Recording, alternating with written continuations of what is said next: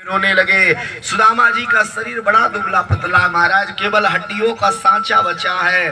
और तो और हमारे कन्हैया भी बहुत रोए महाराज। भागवत महापुराण में भगवान सुखदेव जी कहते हैं हमारे ठाकुर जी ने अगर रोया है तो केवल एक ही बार रोया है। तो आप लोग कहोगे महाराज जब कन्हैया को यशोदा मैया डंडा से पिटाई करती थी तो क्या वो आंसू नहीं थे? तो लिखा है वो झूठे आंसू थे।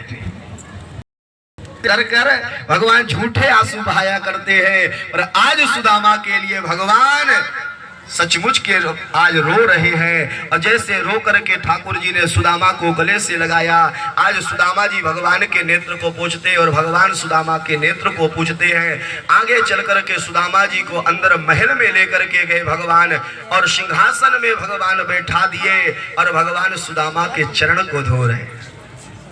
बंधु और माताओं, सत्य बात यह है भगवान कितना बड़ा आदमी ही क्यों ना बना दे, पर दो का सम्मान करना कभी नहीं भूलिएगा। किनका? पहला भगवान और दूसरा हमारा साधु संत ब्राह्मण और गुरु। इनका सम्मान करना कभी नहीं भूलिएगा। आज विचार करिए कितने बड़े भगवान हैं।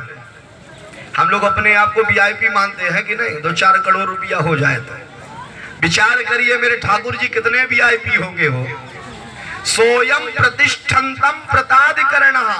भागवत महापुराण में लिखा है जिस सिंहासन पर भगवान बैठते वो सोने का सिंहासन नहीं है, और उस हीरे के सिंहासन में भगवान सुदामा जी को बैठा दिए। सुदामा जी बेचारे बड़े संकोची ब्राह्मण ऐसे करने लगे। भगवान ने कहा ऐसे नहीं, बड़ी आनंद के साथ बैठो।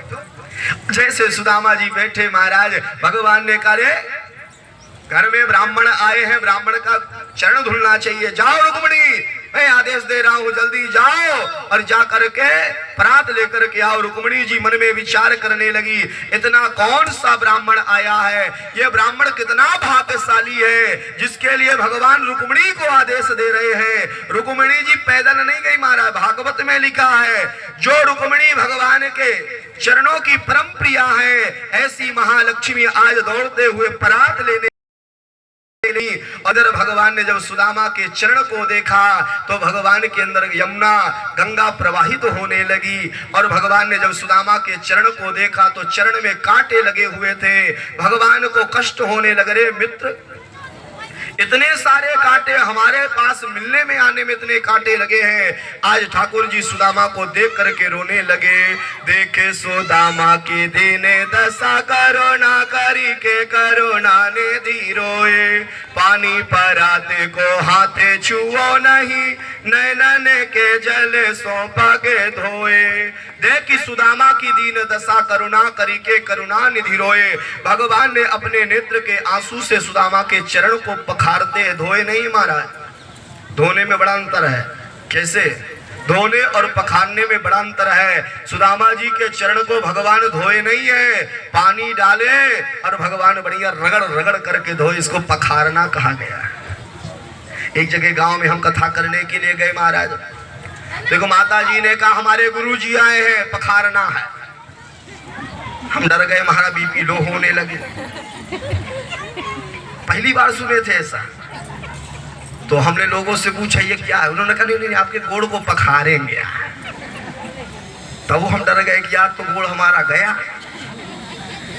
और जब माता जी महाराज पानी डालने लगी और हमें चलना पता चला कि ये पखारना होता है। बोले श्री सीताराम जी महाराज की। तो पहले के लोग महाराज पांव पखारते थे, आज के लोग तो पानी डाल दिए महाराज, राधे राधे है कि नहीं? तो आज भगवान ने आज सुदामा के चरण को पखारे। आचार्य सुखदेव जी महाराज कहते जिस घर में विद्वान ब्राह्मण के चरण को धुला जाता है, उस चरण के चरणोदक को अगर घर में डाला जाए उस घर का वास्तु दोष समाप्त हो जाता है। उस घर में जो लोग कहते हैं ना भूत प्रेत रहते हैं, अगर उस घर में गुरु और ब्राह्मण के चरण को धुल करके श्रद्धा के साथ ओम विष्णुदेवाय नमस्तुभ्यम वासुदेवाय परम प्रियम इस मंत्र को बोल करके घर में छींटा मार देता है, उसके घर में महाराज वास्तु दोष समाप्त हो जाता है। ये भगवान स्वयं भागवत महापुराण के 11वें स्कंध में कह रहे हैं। किससे? विदुर जी महाराज से। बोले वृंदावन बिहारी लाल की।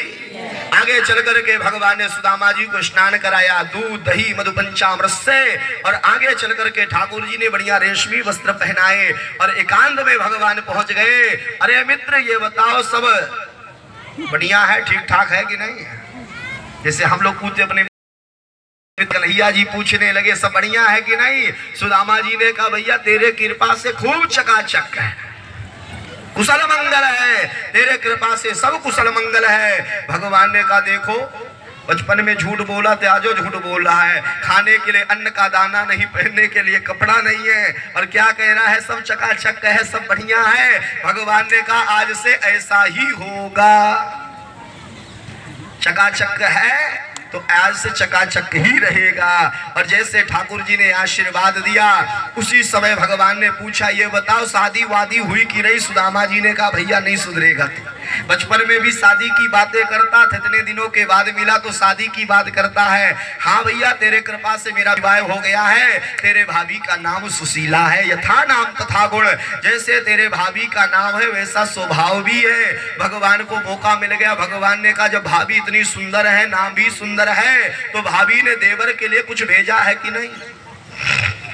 सुदामा जी ने कहा तो फंस जाएंगे, गड़बड़ जी का हाँ हाँ भेजा तो जरूर था, पर जल्दी में लाने के लिए भूल गए।